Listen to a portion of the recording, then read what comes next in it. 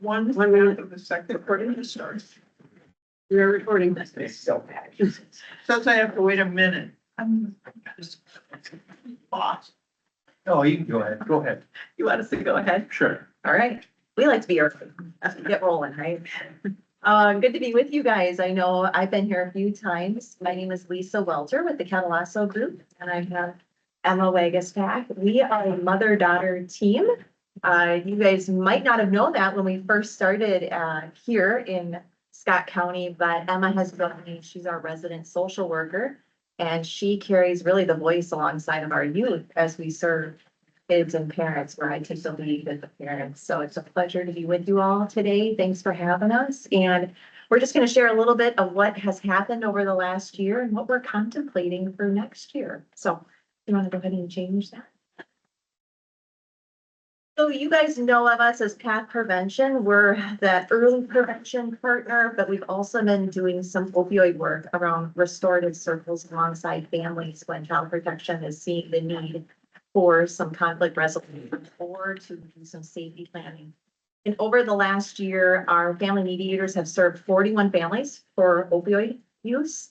We haven't had one parent turn us down for services, and we're just so thankful for that because we know that that's the child protection team talking about us and encouraging parents to work alongside of our efforts. And we've come a long ways because in the beginning, parents were like, I don't know about this. So I really have to give credit to the social work team that they're doing just a really nice job of advocating, like give it a try. I think you're gonna like it. And parents are saying yes. To what degree they're saying yes is various.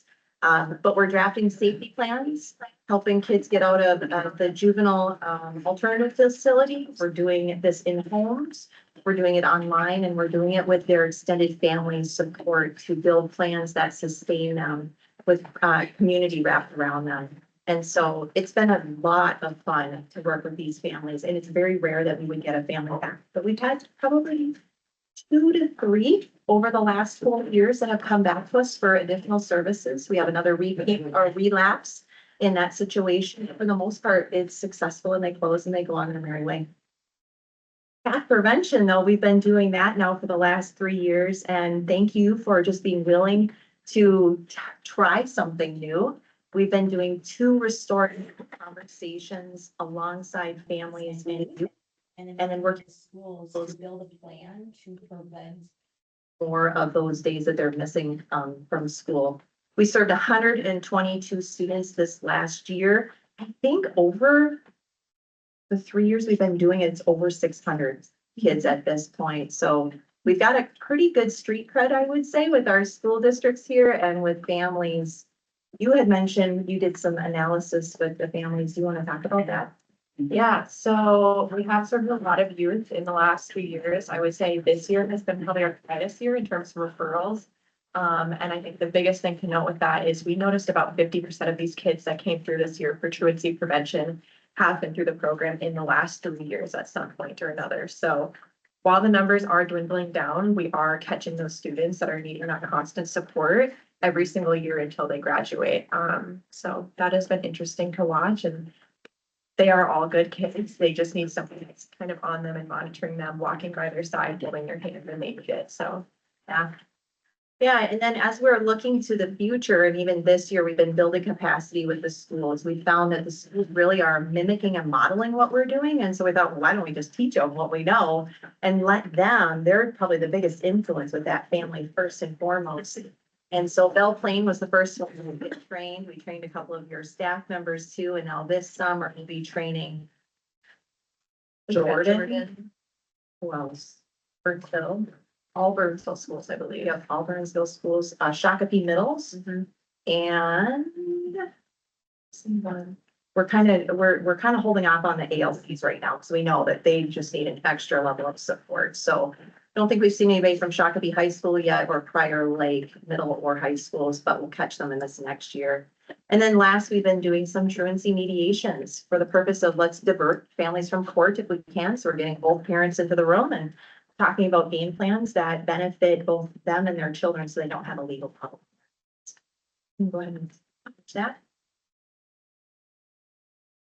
Over this last year, we've got some pretty great numbers. First, I'll start with path prevention. 83% of the students that go through our programming have moderate to significant success. So you can see it's either between 24 and 49%, or it's 50% or above. Emma, when you did those numbers, it was about 64-ish percent. 63. We're 50% or above. So it really is showing that those two light touches, giving parents and teenagers the ability to correct what's going on in a 6 to 8 week period of time, it's working. Can I ask a question here? What Yeah, happens when a student is truant and they fall behind? It's kind of a discouraging situation when you're so far behind in the school part of it. But how does that get overcome? you want to talk about that? Yeah. That's pretty common, I would say, for a lot of the kiddos we work with.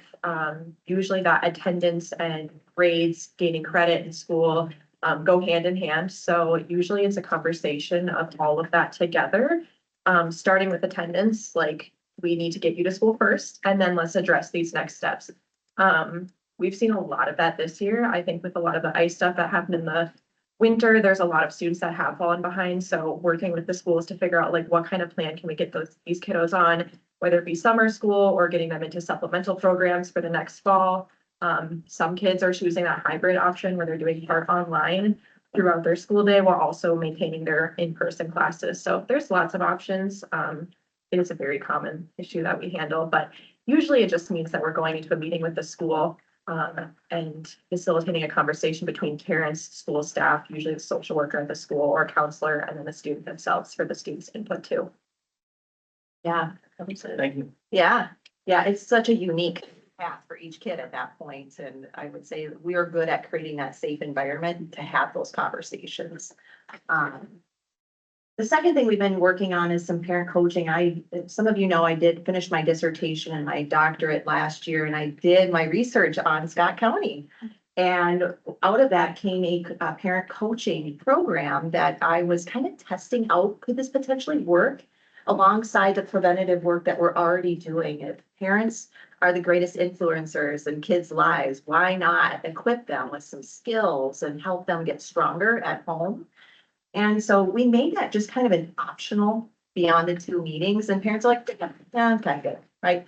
Well, we flipped it at the end of this year and said, like, actually, we're gonna start with that. The 2 meetings are gonna be with the parents. And so you can see 100% of the parents that only did parent coaching saw an increase in their students' attendance by 70% or more. So we didn't have a ton of these parents, but you can see that just by focusing on the parent, not even working with that child, working with the parent has been it's been to the advantage, right, of keeping kids in class. And so that theory that I had put out in my dissertation is certainly working. And that's where we're kind of thinking about going for the future. If we can strengthen parents and help them see how they can be that greatest advocate for their kid, it's a game changer, because now we have a sustainability plan too in that household. Rather than us doing interventions constantly, with the number of kids that we saw repeating this year. And then for the opioid circles, we just elevated, we've seen all of those families come to our program. To what degree? It's different, but that's a major success, where in the years past, we were really trying to help that parent, like, come on, let's give it a try. Right? I think there's just been such a great synergy between what your staff are presenting and then how we're linking up and providing those services. Here's the cost breakdown. All of path prevention, the services that we've been providing over the last 3 years, have been a joint effort between HHS and myself, writing a grant and receiving funds from the Sauer Family Foundation. And so this year, again, it was at $80,000. Next year, we're hoping to trend that down as we are working and empowering the schools to take over that front piece of the work that we're doing. And then we kind of take that step back as a consultant, because some of these cases are really hard. And sometimes the schools are really getting into binds where they're so frustrated, right, that they really would benefit from an outside neutral supporting them. For opioid funds, it's at 25,600. That's for all of the restorative work, with alongside of our mediators. Those are two different programs at our office. So what we're doing with PATH and prevention has been separate from what we're doing with child protection. So a total of 105 plus is where we're at. Next. How is it contributing to your shared goals? Right now, I would say we've got really nice synergy between what our mission is and what you guys are hoping to do to keep kids safe. We have been able to creatively mature our program for preventative services to ensure that families have what they need to stabilize and be strong. But we're also leveraging those dollars so that there's this long-term sustainability plan. I'm a taxpayer, I know you guys are too, and we're looking at how can we cut costs and make this a viable long-term solution so that you've got that local sustainability, plan built into what you're doing. And by teaching and equipping the schools, that's a big win, I would say, for an investment. As far as opioid funding, when we are alongside these CPS related families, we are doing all of our work in a restorative manner. So most of the time mediation is here to break up families. We're here to put them back together and to strengthen them. And so we're seeing that happen and we're really proud of that work. That's hard stuff right there. And I would say we're having the conversations alongside the social workers. How do we keep kiddos safe? And we're doing it from an angle that the parents are building the plans that work for them, rather than us telling them what to do or the agency telling them what to do. It's coming organically out of that parent, which is awesome. That's what we want. What are we thinking about for next year? Well, we've got a number of things and we know that this is where you guys have the opportunity to decide like what makes sense for you. But here's what we would say, boots on the ground. We really think that training our schools in a restorative approach is a big win for prevention. It's the way to go. We're actually recommending this from all the other counties that we're serving, that when they get to that place, equipping the schools as the frontline partner with the family is the most ideal. We would say we want to move into that consultant role alongside of the schools. We want to be that training partner to come alongside, show up in some of those meetings and say like, ooh, you know what, when you did this, maybe do a little shifting. That's what we're really good at. We're working with the state court as an approved provider for mediation and circles. Leverage that, but let us be that training partner. But also support those more complicated cases because we know that sometimes you really do need that neutral voice in that. What percent of the cases do you think you need that extra? Not many.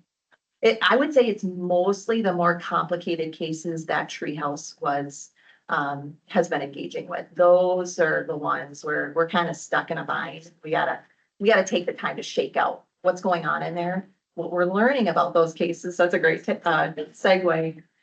This is where the parent needs support. They need an awful lot of encouragement. They need long-term support. We're not going to get it done in 6 to 8 weeks. We're talking, we want to stay with them and coach them for the duration of the school year. That's how long it takes. It just takes a longer period of time because it took that long to get there too, right? So they're just a little bit more complicated. So we would say we're recommending we start really elevating, investing in parents, building skills, and changing that storyline for that family. Because when we think about those 68 kids that we've seen repeated, most of them, we've seen them for a couple of years. And we have a dynamic with that parent where we tend to have another sibling in the household who's gone through the same thing, right? We're seeing some patterns in those families where that parent coaching could really be effective for them. We also want to make sure that the schools, and we think that they're going to jump all over this, that they're making a referral to the parent coaching program. So while they're doing that frontline work and they're getting the agreements, that they can also make a referral into the coaching program because we do it in community. So parents are not isolated in this experience. They're with other parents. And we thought we're either going to blow this right up and they're going to be not happy about this, or maybe something else will happen. And what we've seen is parents start sharing ideas with each other. They start encouraging each other. And that's like a huge win, that they can see that they're not alone. They're not a failure, right? There is no shame in this. It's just, yeah, there's no parenting manual. And so we have to work more collaboratively together to see better days. And so we're seeing that in those environments. And we really feel like the schools have grabbed hold of this concept. They're like, yes, that's it. That's what we would like to see happen because they're trying to parent in some ways these youth at school. We'd like to also see, I'm gonna go down to the bottom. We see the same opportunity with our opioid families. Well, yes, we're talking about school attendance in our parent coaching models. It's also inclusive of all the other problems happening in the family. And we're like, why aren't we sending our parents that are coming in for opioid use? And it could be the teenager, it could be, you know, the other parent. We should be jumping into these communities too and just gaining some new skills after they've received the services of frontline with our restorative circles. We think that they would really benefit from that. And then finally, we believe if we can increase the parent engagement, and I'm just gonna be totally honest, I'm a leadership like this is what I do, right? My doctorate is in leadership. We cannot expect different results if we're only focusing on children. Children are not the leaders right now. They are going to be our leaders. They need leadership effectiveness in their homes and in their schools to see those better days. And so we have a responsibility as a community to elevate that parent engagement because we need the leaders strong and healthy and doing their part. And I think that's where we're gonna see some changes over this next year. If you guys are willing to invest in that area, I think we're gonna see some better results. Because right now our model has been almost solely for those complicated cases been youth-based. I don't think it's not working. But I can't expect a kid to figure that out if there aren't leaders like, right, like pushing and guiding and appropriately challenging them. And that's what I would say we do really, really well. It's my favorite thing to do. So with that, I'm just gonna open it up for questions. What thoughts, comments, pushback? Feel free to push back. I'm just curious, when was it, you guys changed your model to go to these circles and to be more of the consultant versus, right? A few years ago, you guys were like. Yes, we one did. kinda And doing pushing and, that was a result of the Sauer Family Foundation Okay. deciding to sunset. Okay. Like, okay, how do we build a model that is gonna be sustainable? right, Community, and so we started shifting and looking at that creative. a year, 2 years? We still have this year and next year. I think they sunset. Well, that's for the funding, but is your model still kind of in transition? Yeah, we're Okay. in that transitional period right now. We're 1 year into building capacity. Okay. Yeah. But it seems like bearing fruit. Yeah, yeah. Yeah, we're very happy with the results so far. And I would say, you know, some of our schools struggle. They say, like, I don't have capacity. Yeah. Well, then we have to go into. find people. The need Like- is out there, right? Yep, and we told them we got 3 years to do that, and so there really isn't gonna be an excuse if you have 3 years. Who are the people that are helping you with backpacks? Do you have church partners? Do you have nonprofit partners? Who can we equip to support you in doing that? And I would say it's mostly our ALCs, like they've got so much going on, and we pretty much have every kid from their program there, right? That, but why couldn't we train that social worker? They're already having these conversations.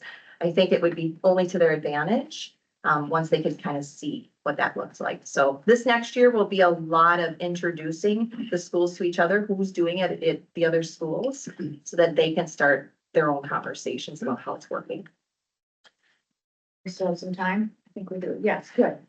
Mr. Chair, thank you. Just, thanks on the presentation, really good highlights and updates. I'm gonna save you just sparked a different question for me with the ALCs. I can bet, just when I think about our communities, there's just less volunteer capacity. I mean, the families there are having more trouble meeting basic needs.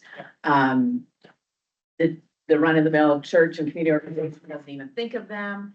So that does sound like we should be building some volunteer and community partnership capacity for ALCs. In 10 years, I don't know that we've talked about that a whole lot, and that might be something that we can be more strategic about too, because as as parents or community members really love to support their kids going through school, and if they have a traditional wonderful experience, maybe they are willing to help at these ALCs. I think it's not gonna be the same recruitment, so, keep us informed there. I think there might be some, there's some, even just within our volunteer program, like making sure we're aware that it's a huge need.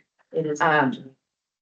And then the second question, comment, it's probably more for Suzanne and Nikki, but it would be really great to see this laid over with some of our statistics to really look at, and Ron, truancy rates over the past few years, what have we said, child protection rates? I just think it's time to really start laying this work on those statistics, whatever those data points are that we're trying to change. There will be an upcoming this summer, Scott County Delivers, where Okay. I think you will get.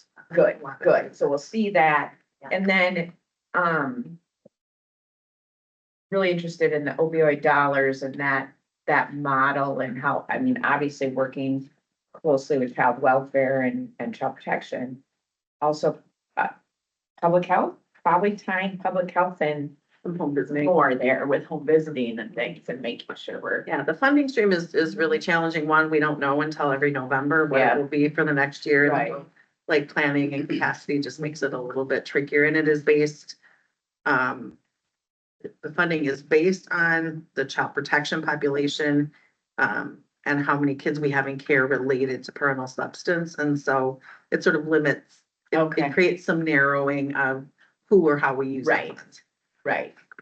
Narrowing of really getting more upstream. Correct. Okay, yeah, that's what I was thinking.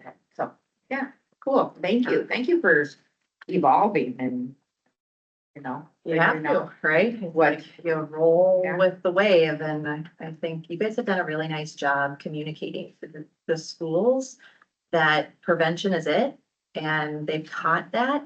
And I think that is also attributing to why you're seeing lower numbers. They're picking up our model intrinsically, and they're doing that work on their own. It's like, why not fuel that fire? Right.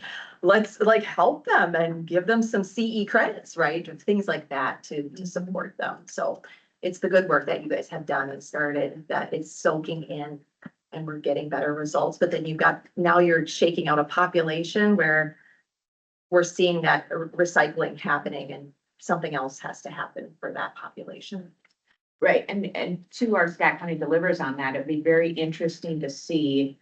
And I know some very, very different numbers in the districts around the county, but what actions are making a true difference by a school district? And that might be something, we can help to, like, I know there's variations just in truancy, among the districts, but, we can see who's made the most impact in what they're doing.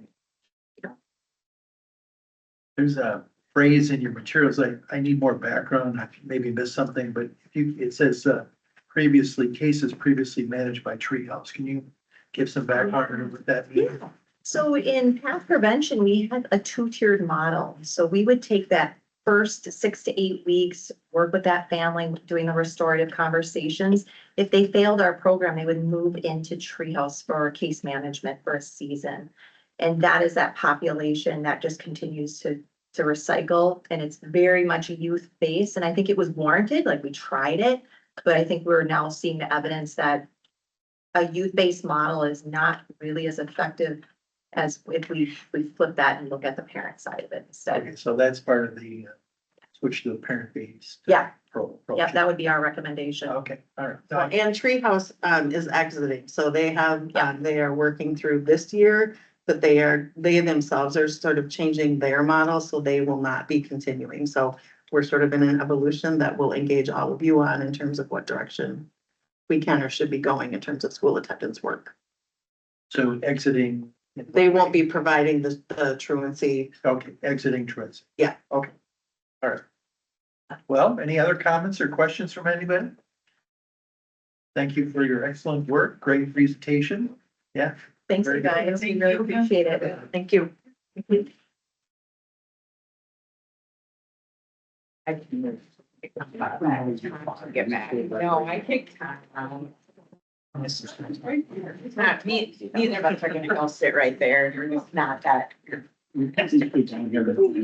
book's right here. I'll go over there and then Tom can come here. No, Tom needs to come here so he's at the table. No, here, now you have space and I'll go over there. That's what I get. I do it on my phone, I can get it. I do it at home, I What? can. That would be okay, because to me, it's Here's your man. I just want, it's gotta be the. I mean, I got Jason. Here, plug it. Hey, hold on. Welcome. It's up at the table. It's good to change my perspective. It's ranking about doing some sort of, you got it already. It's like this big, it's just. Right. Yeah. I know it's harder than some. Different things. You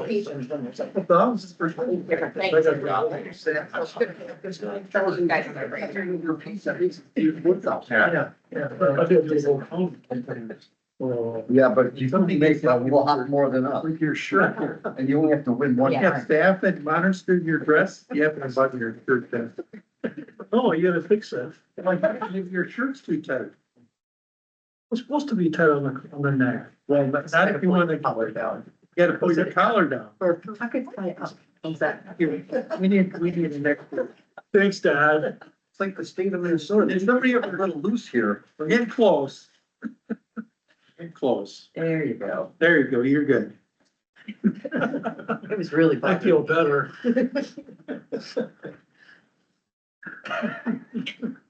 That probably was on, broadcast. I hope I don't know.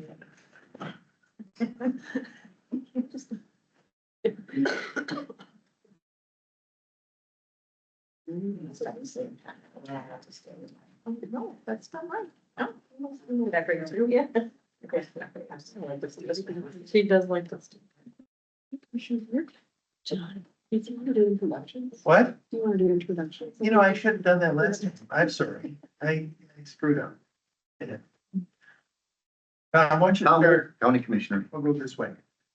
Ron Holster, County Attorney. Lisa Coder, Public Affairs. Sydney Manabe, Deputy Clerk to the Board. Tracy Cervenka, Administration. Suzanne Arnson, Health and Human Services. Nikki Holger, Children's Services. Barb Blackman, Bradley, Scott County Commissioner. Dave Beer, County Commissioner. John Ulrich, County Commissioner. Leslie Vermillion Administration. Jody Brennan, Commissioner. Danny Lenz Administration. Brad Davis, Physical Development. Hi, I'm Tanya Ward, Behavioral Health and Housing.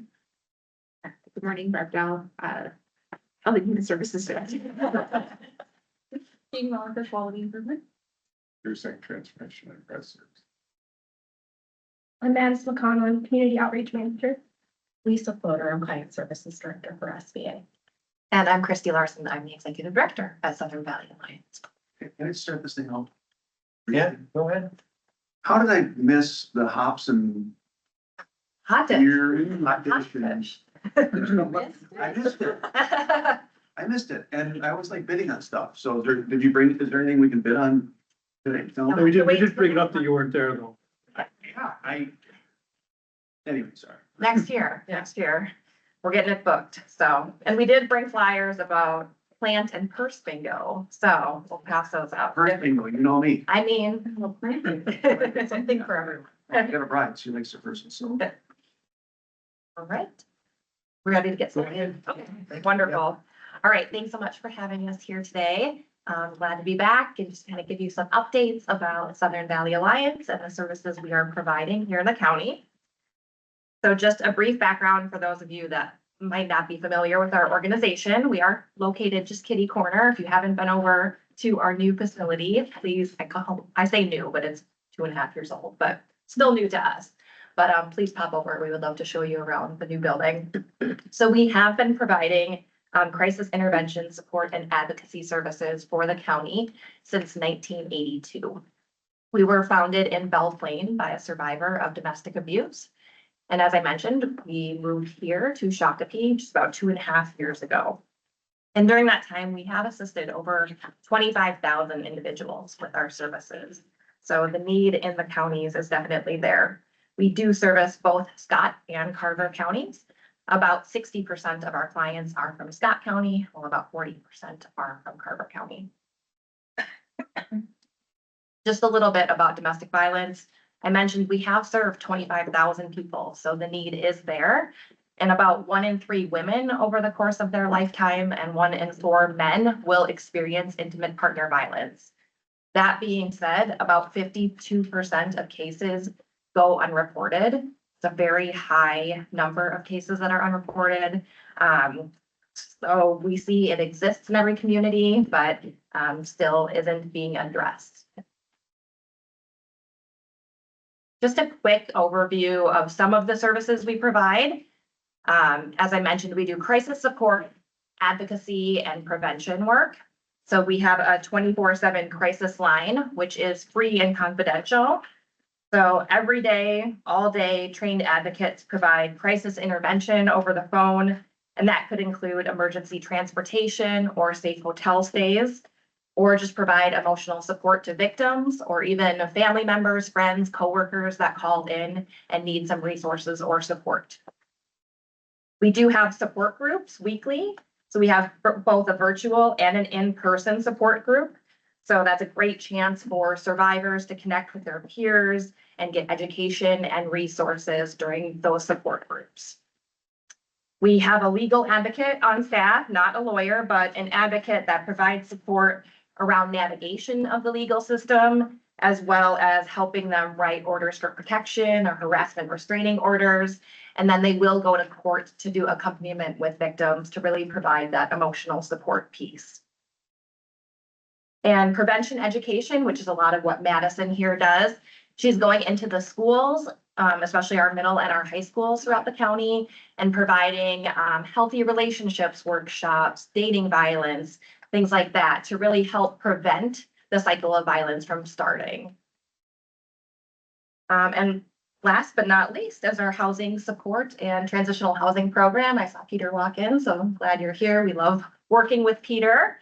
So our transitional housing program started about 3.5 years ago, and victims and their children can live in that housing for up to 24 months while our organization helps with the rent and utilities, and then really intensive case management during that time to really help the family stabilize and be safe, and then get back on their feet and be able to move into their own permanent housing.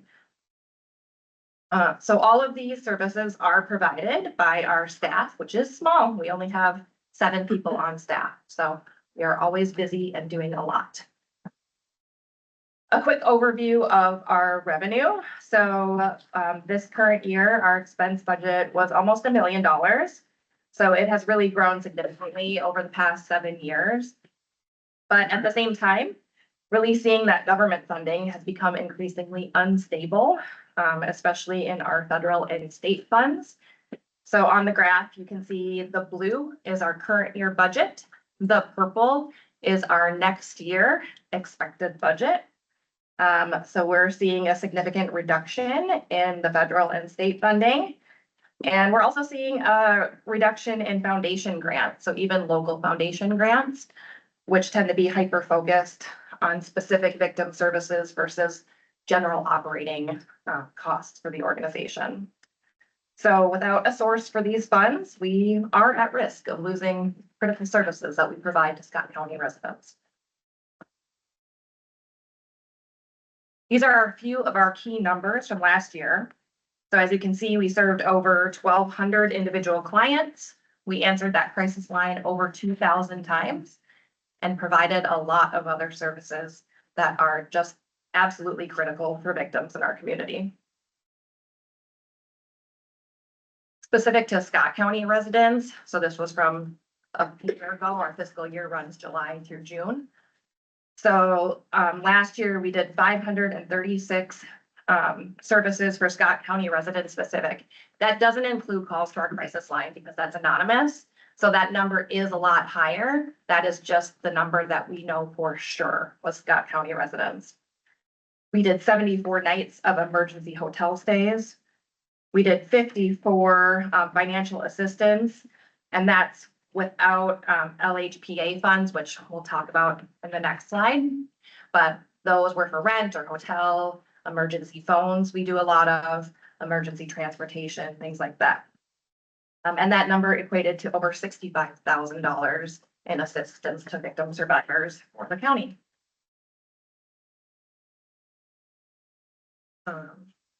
Lisa, I'm actually gonna turn it over to you for this slide.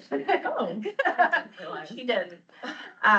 So this is the Scott County Local Homeless Prevention Aid that we work with, Peter and his office and staff.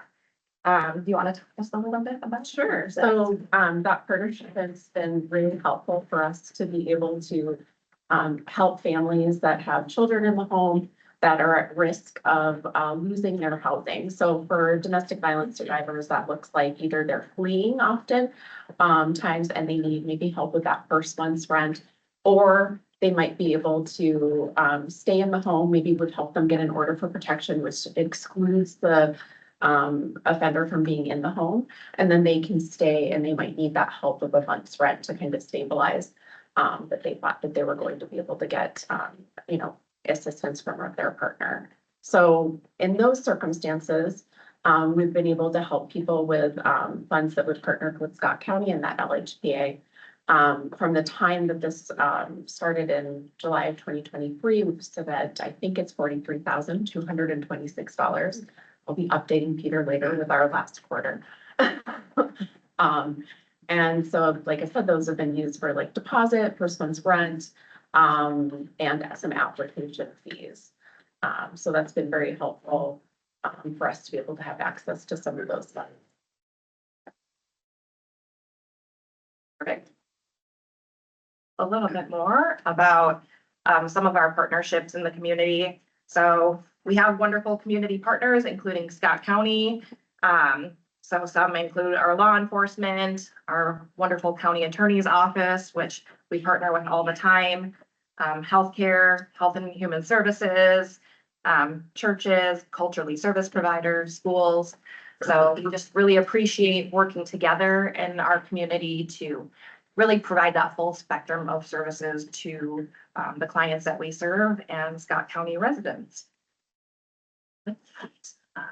Questions? Just a common question, probably guess where I'm going. Fish, some of my favorite fish stories over the years have been needs that have been met with Southern Valley clients. And we got a new executive director, Rachel Residence. I don't know if you had a chance to meet with her yet, but. Yep.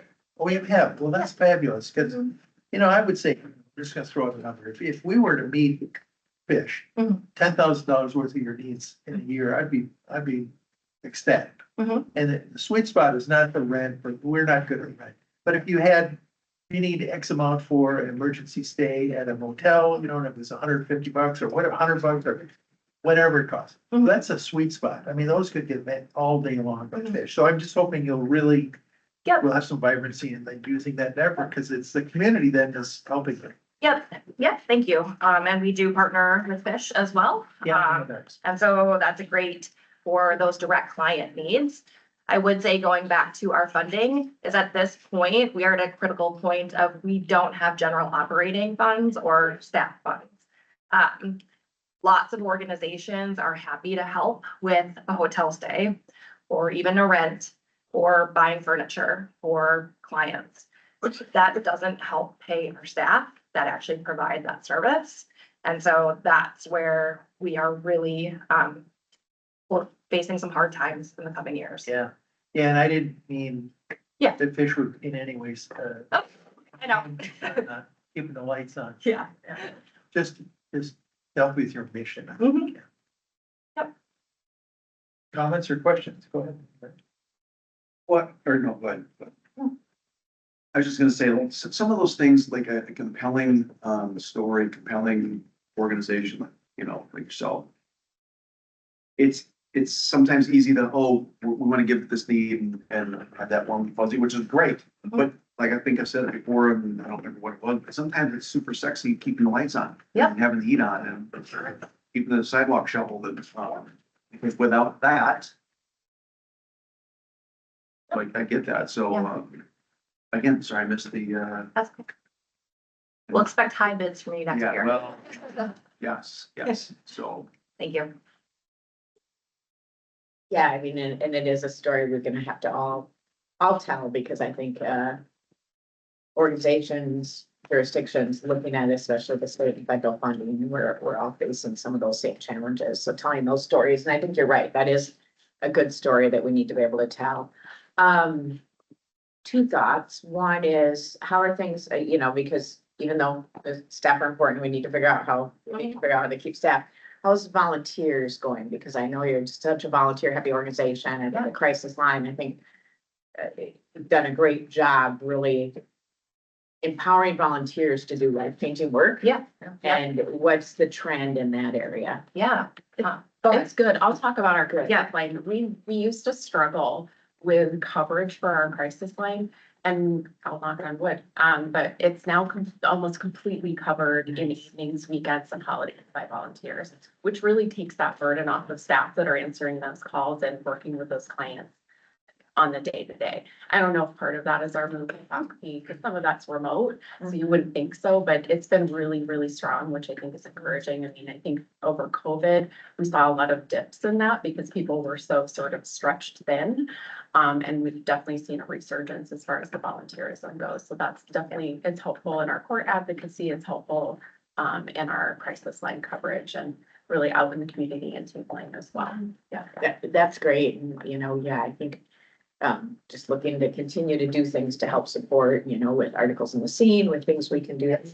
Making sure that Kara understands the opportunities, so to point people that way, that's good. I feel like Ally McNeil in the law library does work with clients and staff, and that's a good partnership. Yes. Too, Yes. yeah. And we don't generally work with general crime, and so there's some of that overlap too, that's really helpful to be able to refer more kind of like roommate Yep. situations or like other type of HROs and things to Ally and she's very helpful.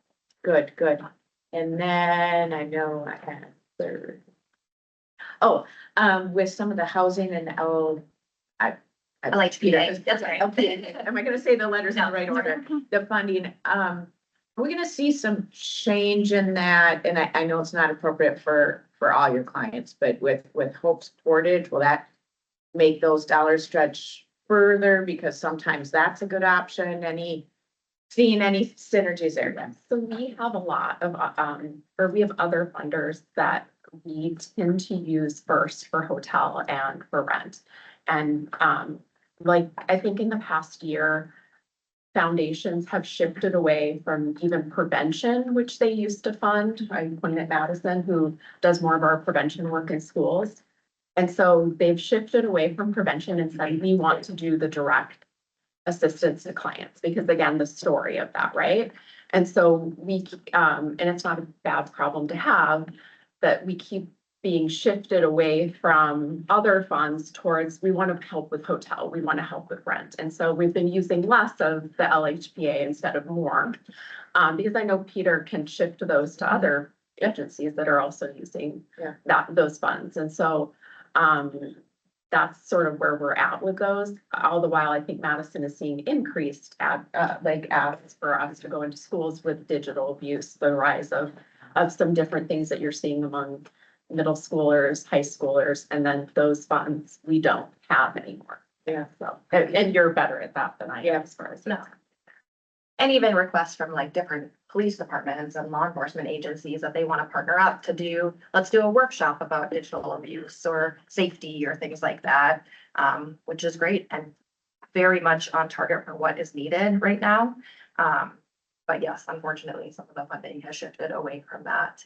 I don't know, Peter, if you want to say anything about partnership with us and Hope's Portage and funds? Here's the first thing that strikes me, but I didn't hear from you. With the local homeless prevention aid funds, you guys have presented some really creative uses of them. I think about things like supporting a family to get cameras around the home in order to feel safer where they are so that they can retain their existing residents.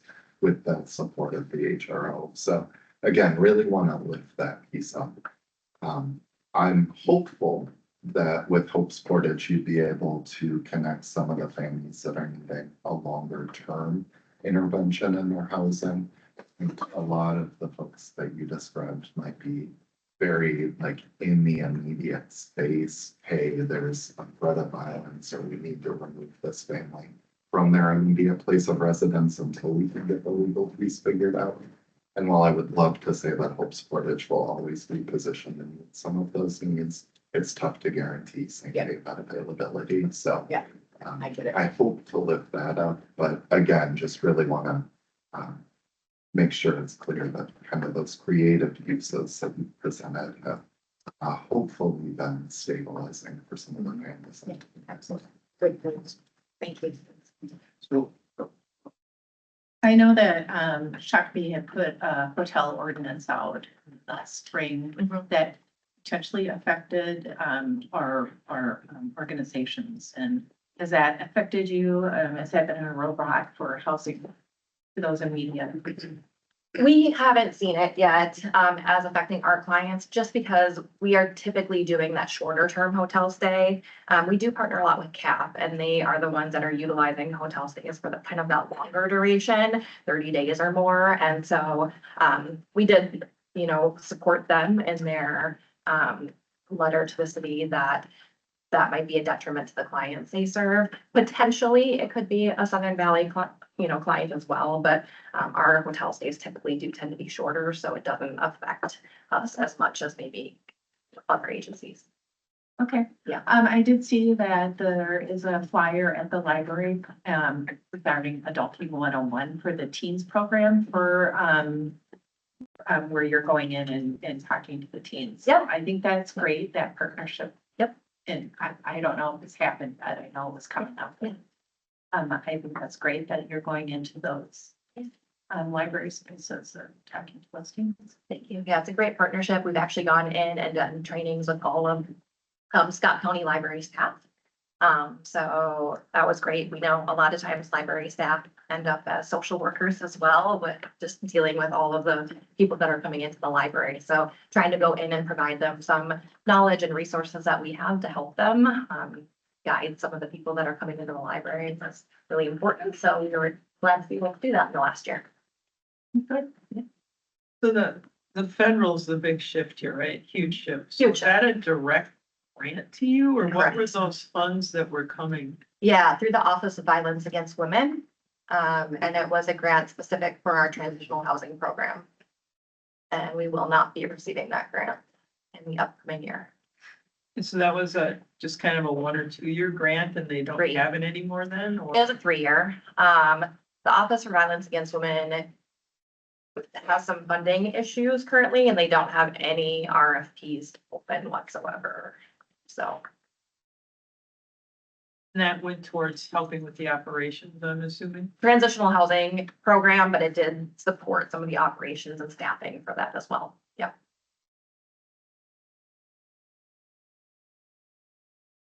Just curious, we work with a lot of different nonprofits, such as yourself, and then you got a picture of CAP, I do, there's all these inner workings with other partners. Yep. Do you see, or are you hearing anything locally, regionally, nationally of just because of increased costs, funding being challenged at many different levels, personal government, local government, state government, federal government, consolidation happening in nonprofit space? So, helping, again, keep the lights on, but still being able to do the services, because lights on are neat, they are Mhm. required. Are you hearing anything, seeing anything? Not as much yet. Have you? I haven't really heard anything at this point. I think we're part of the coalition Violence Free Minnesota, and just really continuing to advocate at the state level, for continuation of funds without huge reductions. It's hard because we all we're kind of experts in our geographic area, right? So we are the only servicer in Scott and Carver counties. Right. And we know this area very well. And so, talking about consolidation and going with a different geographic area, would be exciting. And we are, recognized by the state and funded by the state as providing service for these two counties. So I haven't heard as much about that yet, but I wouldn't be surprised in the coming years if this continues to happen, the reductions, that, that shift is gonna take place. Right, and it wasn't specific to this, Yeah, no. but just, we're hosting, Dakota County coming in later today. We had Carver County in a month or two ago. Like, more we can talk amongst ourselves within our partners. 'Cause Yep. Certainly I feel strongly about the different partners that we're working with that are experts in their field. Yep. Because government programs in and of themselves don't tend to always yield the best results. Not that they don't. We've got great people that are passionate about those different things, but that's why we work with, we're going through this book. Yep. We have partners who believe in to get the work done and really move the needle and, bear fruit and bring about hope and transformation. So it's just, again, not specific to your area. Yeah. That's an important area, to say the least, but just curious viewers. Yeah. You see. I think the cuts that I've seen are that transitional housing programs to be specific for Office Against Violence Against Women, because there are no current RFPs available, that some programs are reducing down the amount of transitional housing, right? So like, instead of doing 5 units, you do 3 units. And then the same would be said for like some of the shelter beds for DV. As those things get cut, they don't cut or combine the agency, but they're cutting down their number of shelter beds. So I think we've seen that for Cornerstone or some of the larger DV agencies. We don't operate a shelter, but we do operate transitional housing, but they're reducing down the number of shelter beds that they have available. And that's kind of the way things are going. And then statewide, our Office of Justice Programs grant is a 20% automatic cut for the next year. That's state. I just wanted to point out how important their organization is. Because domestic abuse is still a pretty significant portion of our caseload. Whether it be from misdemeanor to serious felony. In the last month, we sent one lady into prison for killing her domestic partner. I've indicted 2 other individuals for first-degree homicide for killing their, not necessarily one domestic partner, one domestic related. So there's 3 murders in the last month. And one of the biggest detriments to successful prosecution of domestic abuse is their financial dependence upon the abuser. And they can offer services to those victims that my office can't legally provide. So if we get them over that hump of dependence, we have a much better successful chance of getting successful prosecution. So, like I say, it's a significant part of my work. Even, crim set rape cases, stranger rape cases are very rare. It's usually domestic related in one way or another. So it all ties in, and they do really good work and important. I think this graph shows, right, I think Barbara kind of talked about, we depend on nonprofits, we talk about nonprofits, but they depend on government funding.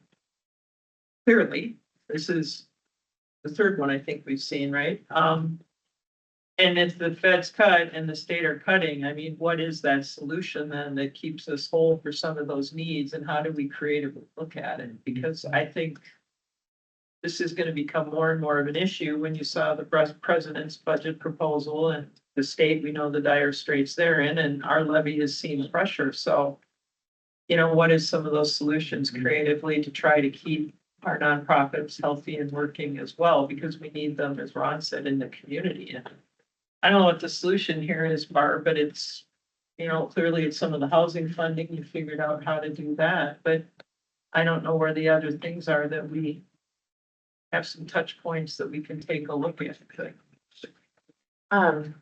This is just very Band-Aid and short term, but Ron, I think, you were critical in spinning off, you remove the 501c3 that's a little broader than just choose not to use, and it's prevention and real, I don't know if that nonprofit, it might be a good connection to kind of see if they're willing to do a little work, whether it's donation, fundraising, something, because obviously what Southern Valley is doing is prevention that impacts attorney's office and sheriff's office. I don't know if there's been a good connection there with that newish nonprofit or not.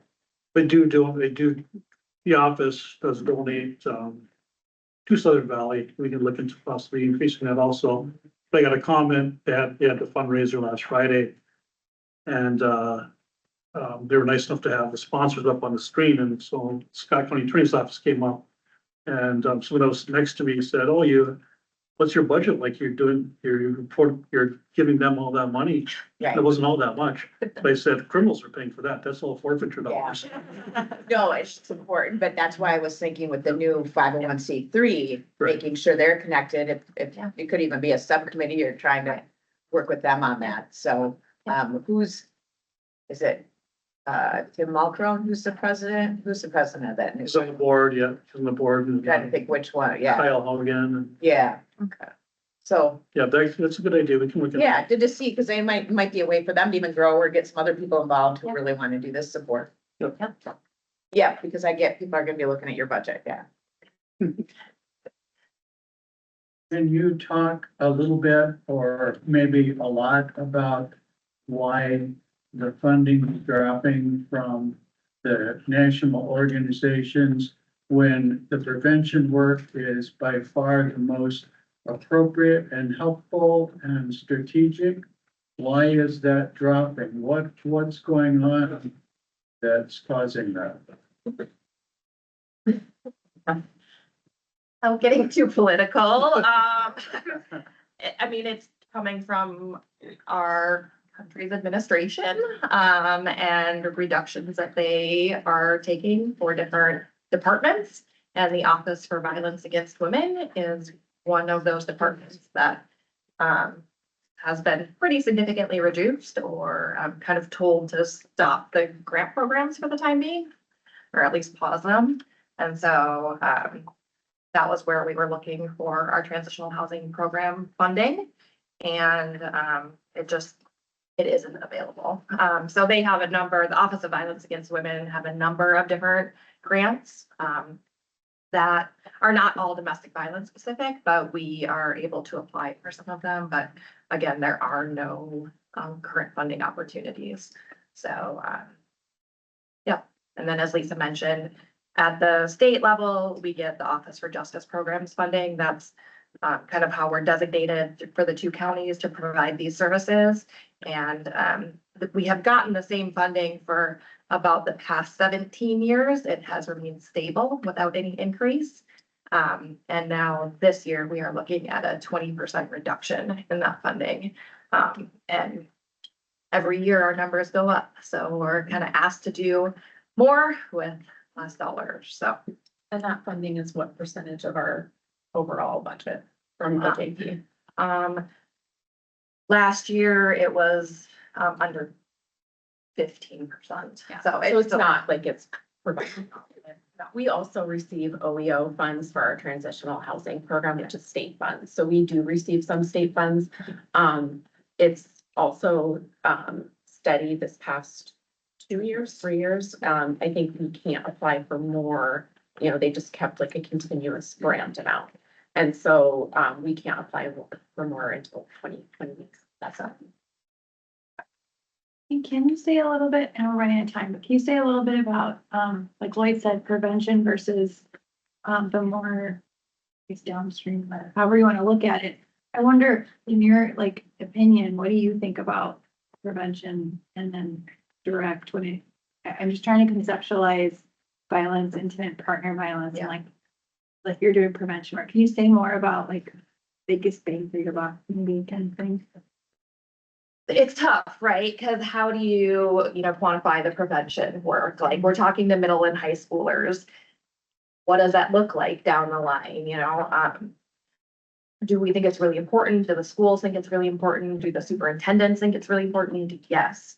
Can we say for sure that it is preventing violence in 20 years? No, not necessarily. But important work is just a little bit harder to quantify it. Because I would always think there's always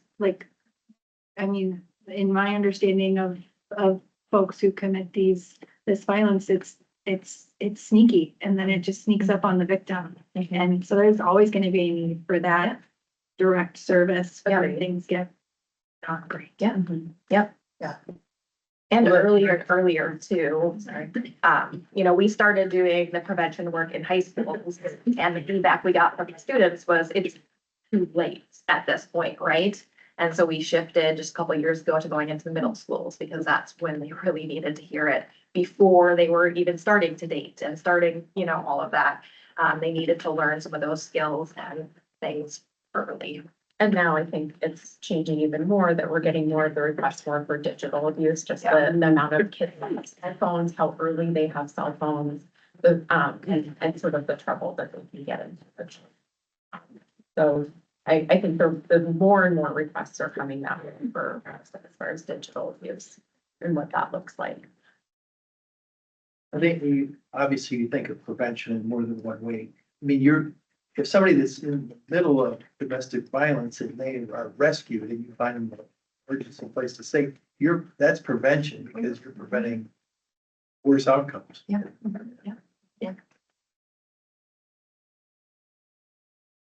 Well, thank you for your presentation. Thank you for your excellent work. Yeah. We appreciate being here. Please reach out if you have any additional questions or follow-up information. We'll pass around some bingo flyers. Got to do what we can, fill the gaps one way or the other, I right? tried to go to one of the plant bingos and it was packed. Isn't it? I know. It was like standing room only. Yeah. And awesome. People love the plants and Yeah. the person. All right, thank you so much. Okay, now we're on, well, Robert's ranger. Yeah. Literally. For our next provider, after your round robin. Okay, we'll take a 5 or 10 minute break here and then we'll do the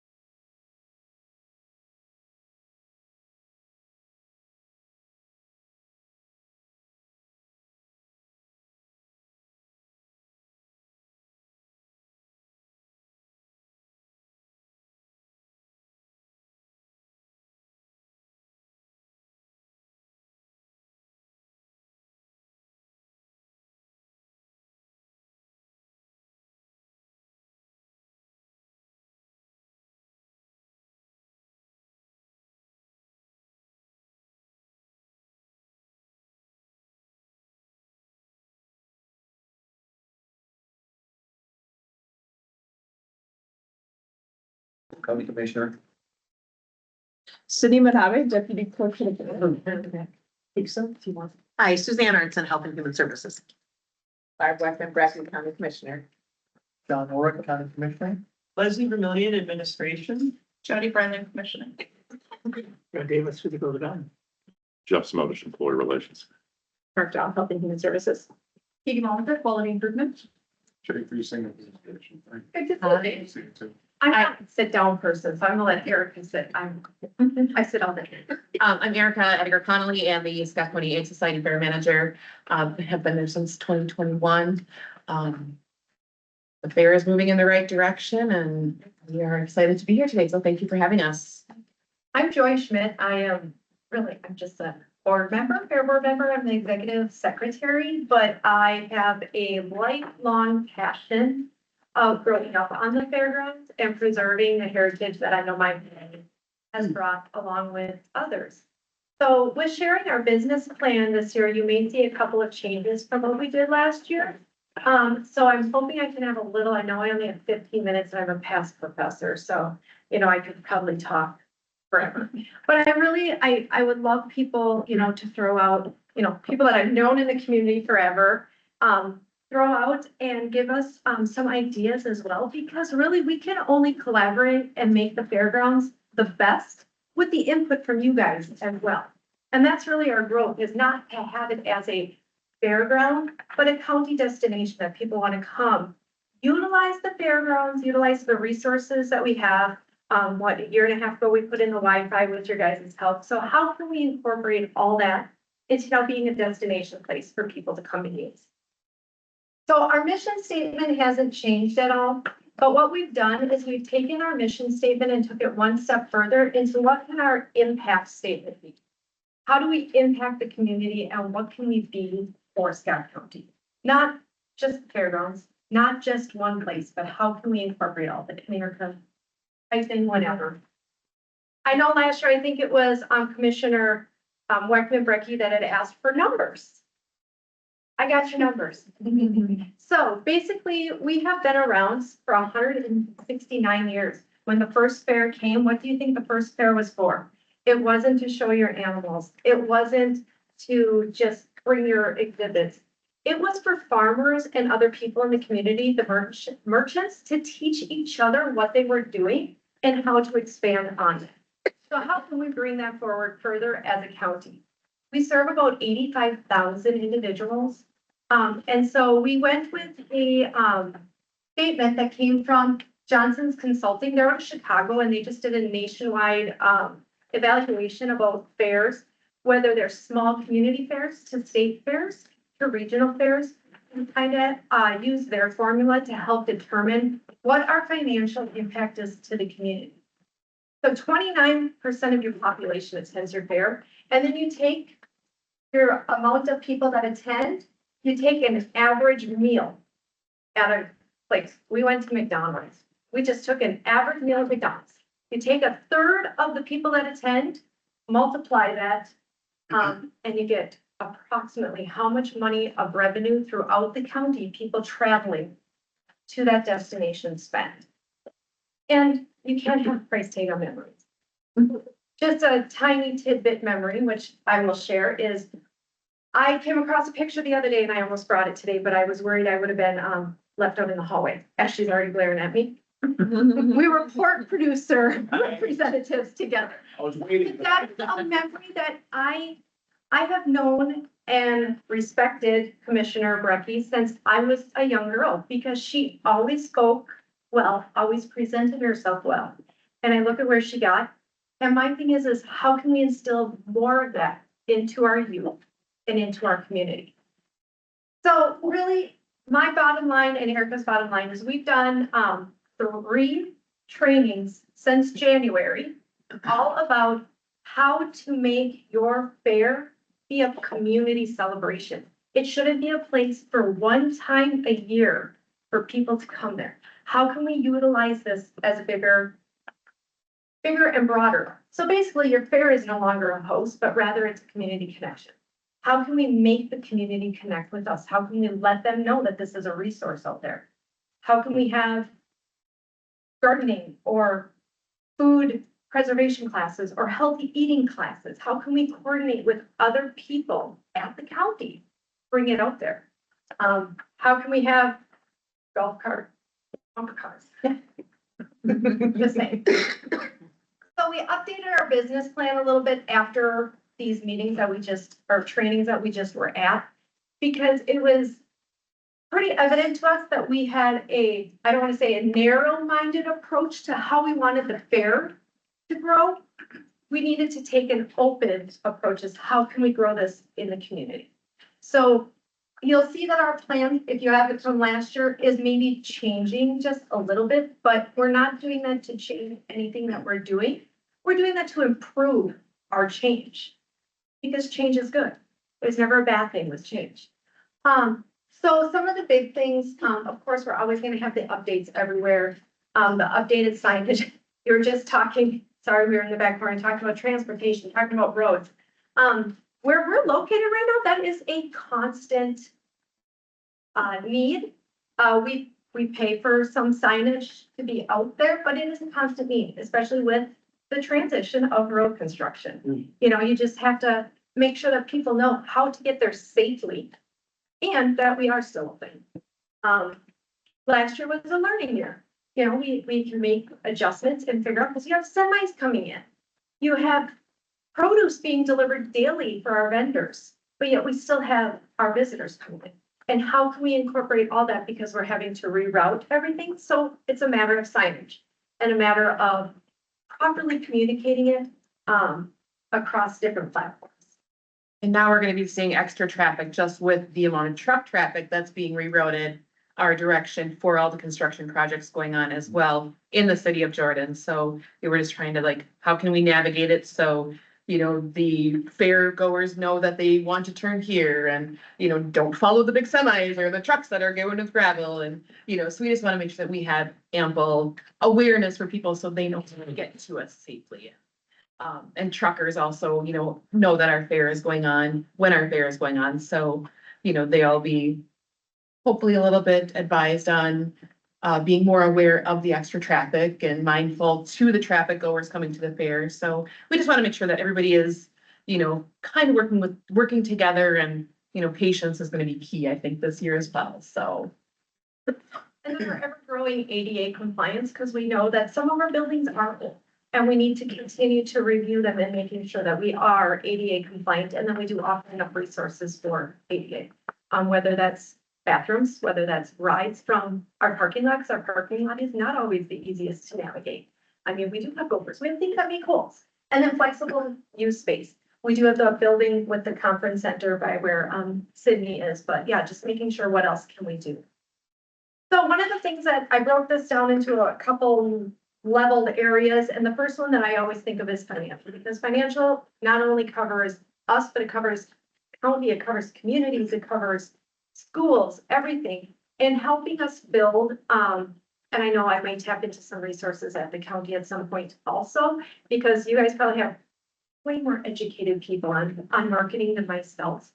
But building a sponsorship tier initiative, meaning having a goal-setted sponsorship, not just taking $25 from Commissioner Wolf, $5 from Sydney, $100 from Jake. He's the big spender of the day. But, you know, figuring out a way that we don't want to dismiss or deter those, but having a system for the businesses and community people that have always given. We need to have some type of recognition for them. So, and sponsorship isn't only monetary.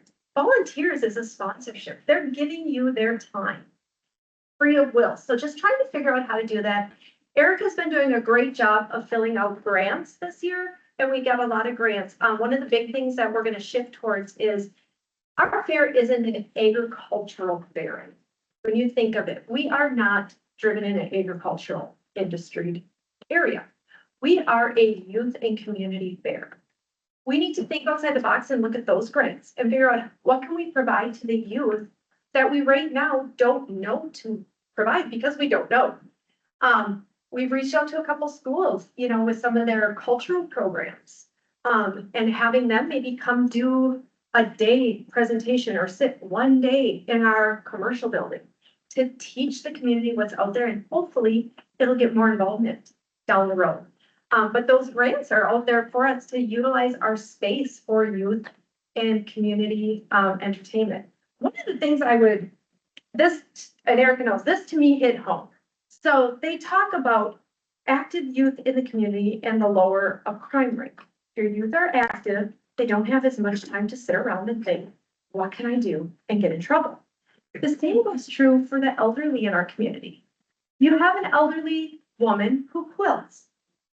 Her significant other brings her to the fair, sits her in the community art building so she can quilt with her friends. She has Alzheimer's. You have just saved that person $40 an hour by letting them have a little time, walk around your fair and enjoy themselves, but yet allowing their significant other to have enrichment. So it's just a mindset that I think at our level, we're trying to get around and grasp, and how can we get more grants for stuff like that? How can we get more involvement from that? And how can we basically build our community? And then, of course, we have funding campaigns. We haven't really launched into those quite yet, but there's really great ideas that We're working on some new ideas, and we just want to make sure it's all gonna be cohesive before we share mention those. anything and share anything. So if you want your name somewhere at the fair, the WECMA name, we can easily donate a pork area. Just kidding. Utmost respect, Commissioner. I got it. For your All good. You know, this also went to it. A big thing is what's your story? You want to get people to involve and volunteer. I'm sure you guys see it too. You have to start with their story. Why do they want to give their time? So many volunteers right now are, what's in it for me? But we need to turn around and say, why do you, Commissioner Wolf, why is it important that you are part of the Scott County Commissioners? What's your why? Just I one thought thing. there was a different No, what's your why? Like if somebody said, why do you do it? fiscal responsibility. So, see, that's your why. So if somebody came to me and said, Joy, why do you volunteer so much at the county fair? I love what the county fair taught me, my kids, my grandparents, and I want to see the longevity go on. Does that mean that my husband, who didn't grow up at the fair, wants to? No, but does he? Yes, because I'm there. But it's all about our story. So we're going to start a campaign called Our Fair, Our Story. Part of it is going to be on our website. And on our social media, and we started some of our volunteer ones, and we're gonna contact people in the community that, you know, some of them might be business owners that were never really at the fair, but they donated stuff to us. We wanna get their story. We wanna find out why. We wanna ask our volunteers, why do you volunteer? So we're trying to just I always think of this as we've been working on this, well, our last meeting was April 21st. Why do we do this? How can we improve it? And what's the purpose? I think we just are at the point where we are evolving our thoughts and coming back to it, because we do have great youth in our community. And how can we incorporate them? One great youth was at the FFA convention last weekend. And that youth helped me with, oh my gosh, on the website, all the social media. And I said to that kid, you know what? I will help you write your SAE, your supervised activity experience. And I said, let's do it. He got third in the state of Minnesota for all of the work he did. He did phenomenal. But unless that kid had said, hey, I'm really interested in this, I would have never known there was a kid that wanted to be a computer geek like me. No idea. But we just have to find those resources, be the mentors, and open up our community more. Which leads me to, if anybody knows anybody to sign them up for Outstanding Senior of Scott County, I'm doing those applications right now. You know, that Did he win? I don't know, that's- 2004. I saw you and that's why I thought of him. I'm like, oh, wow. Events and programming, this is kind of goes around the same thing that we were talking about, not just having Fair Week only, but promoting beyond, having trades shows. We do our Big Rig Boo. How many trucks were there this last year? This last year we had 139 trucks show up. And we've which expanded, was, excuse me, 42 more than the year before. yeah. So it is growing every year. We have a. And now we've been, the last 2 years have incorporated the tractor. truck. Yep, the last 2 years, it's been the truck club too. Yep. So, Yeah. some different kids sell hot dogs, some do, I mean, there's different opportunities for individuals throughout the county there. And I think this is the last one for I was just gonna try to get through year 3. I know you have all the rest of the years in your handout, but I know I have 15 minutes. One of the things we're gonna continuously change is our brand consistency, because as I said, we're really realizing that we need to encompass the entire community of Scott County, not just our agricultural community. They're getting older. There's not many to replace them anymore. One of the things too that we've been able to do is with our new website that we launched last year and all of our social media, we now have great data tracking. So we are able to go from our website and see where a person hit, how many hits we had in that specific area, let's say demo derby. We can see how many people looked at that demo derby. We also can see from which area, based upon our website, their socioeconomic demographic is at. So we're trying to get a little more detailed areas as to where in the county are we not getting those hits from? Where do we need to market ourselves more? I guess I was talking to a group of Shakopee kids at CAP, and I was surprised as to how many did not even know we had a fair. They've never even been out there. No idea. But it starts at my generation. If your parents don't take you there, how do you know it's out there? You don't. Any questions? Because then it goes into the final here, and I didn't think I'd probably have time to get through.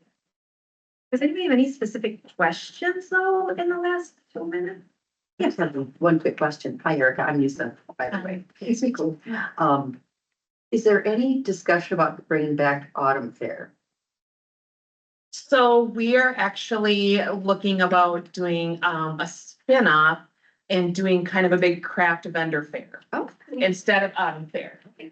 Just to try to generate some more fall income for us.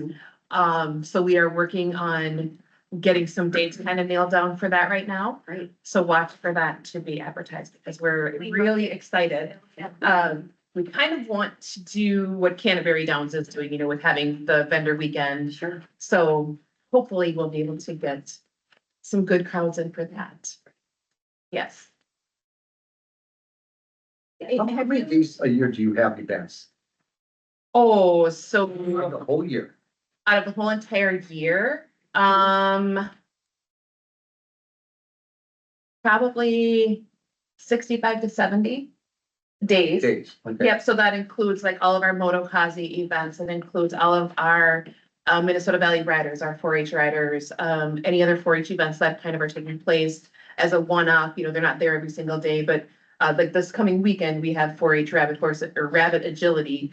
They're doing some training in one of our barns. I've got a wedding out there this weekend. We have Jordan Citywide Cleanup is using the fairgrounds this weekend. Motokazi is on our trackside this weekend, so we have a busy grounds this How weekend. many weddings do you do? On an average about 6. Do you think that's a lot, or do you think you? No, I think we have room to grow. We could definitely, you know, have space for more. It's just people, I don't think, people aren't willing to do things for themselves anymore. That's part of it. Where when they rent our fairgrounds, they rent our buildings, our restrooms, our tables and chairs, whatever they want to do.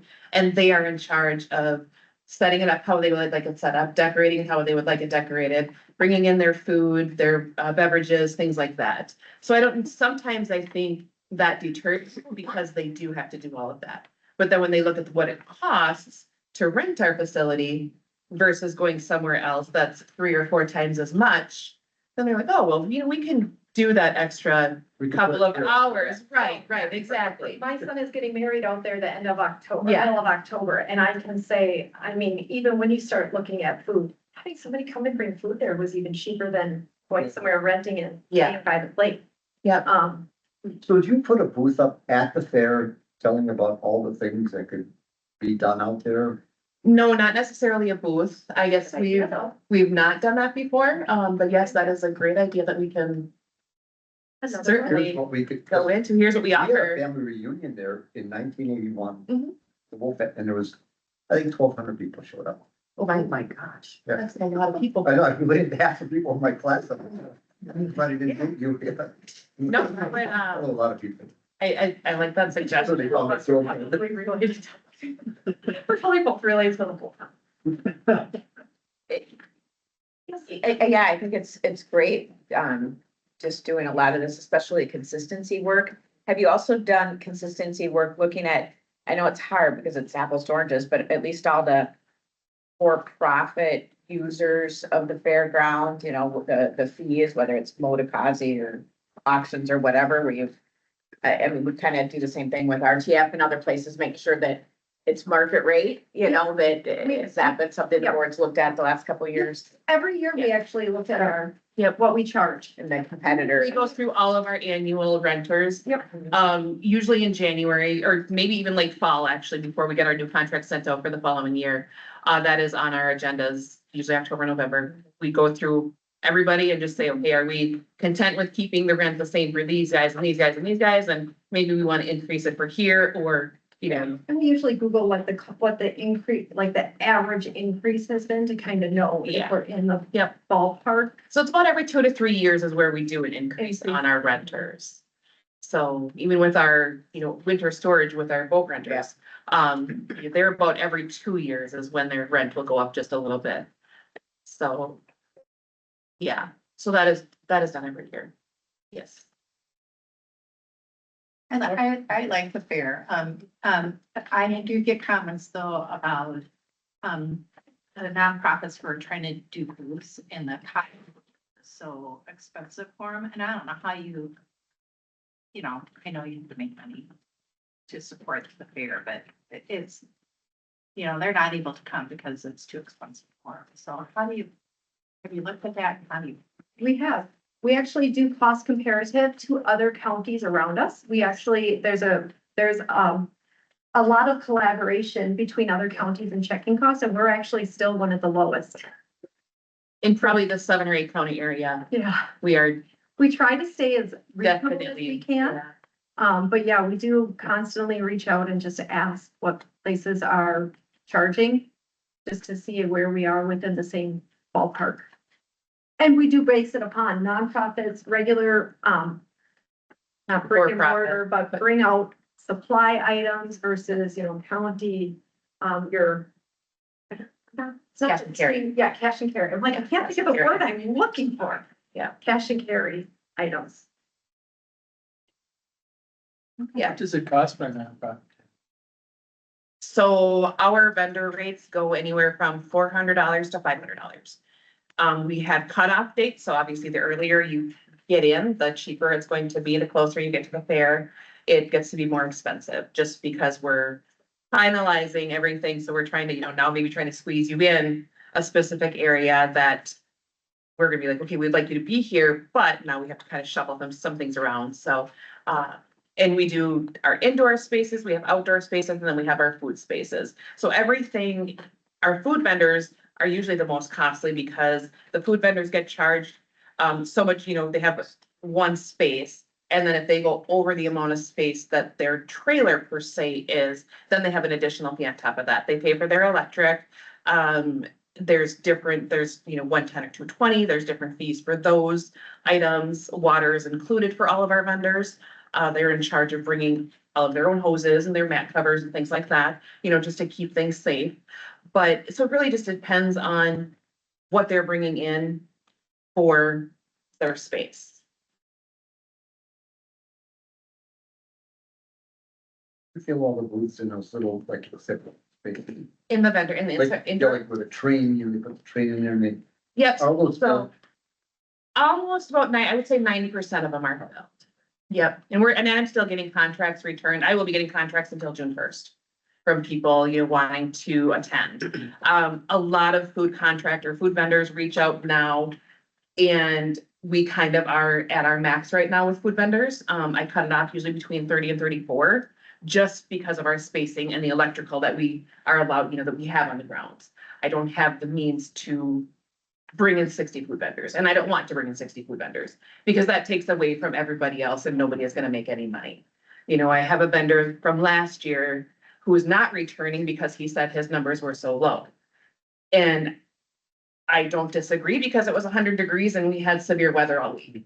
And so, yes, your numbers are probably gonna reflect it, you know, so I don't know, there's nothing we can do about that, and, you know, I understand. At another place because there's Correct. 100 somewhere else. Yes, yes. So, you know, I mean, unfortunately, he wasn't willing to try to, you know, give it another year to see, well, maybe this year will be better, but, and I, you know, I understand that completely, and, you know, we take the good with the bad and, you know, hope that we have a nicer weather year this year. So, And with that being said, you guys are all still invited to the Wednesday yeah, morning breakfast. breakfast. We would love to see you guys there. See the work that I know tonight we're doing landscaping. So all of us on the board volunteer in some way, shape or form. So we're doing some landscaping tonight. But please come on the Wednesday morning. We would love to have you guys. If you don't, for some reason, get an email, let us know.